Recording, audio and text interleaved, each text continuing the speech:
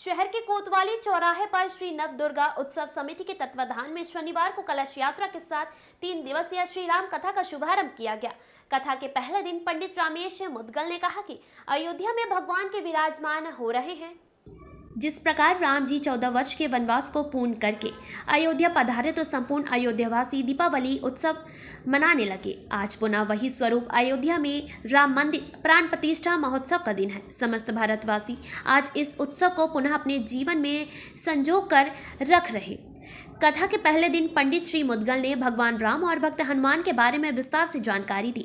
उन्होंने कहा कि राम भक्त श्री हनुमान जी के नाम जाप मनन और ध्यान में जाप यज्ञ देखने समझने को मिलता है। उनके जीवन का एकमात्र लक्ष्य प्रभु श्री राम जी की सेवा, उनका ध्यान, उनके ही मन का सिमरन करना था।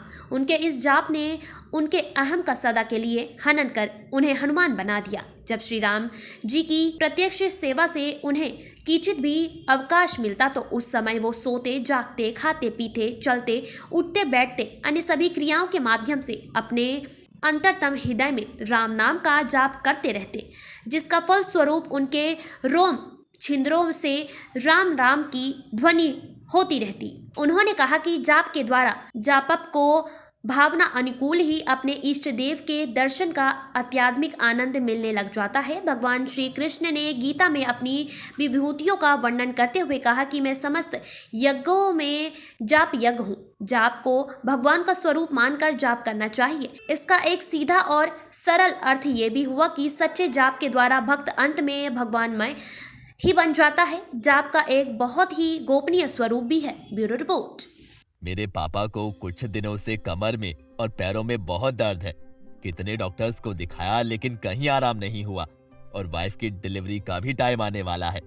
समझ नहीं आ रहा कि पापा का इलाज और वाइफ की डिलीवरी कहाँ करवाऊं। भैया तुम आष्टा के सिद्धार्थ हॉस्पिटल में अपने पापा को दिखाओ और वाइफ की डिलीवरी करवाओ। 18 वर्षों से आष्टा में शानदार सुविधाएं दे रहा है।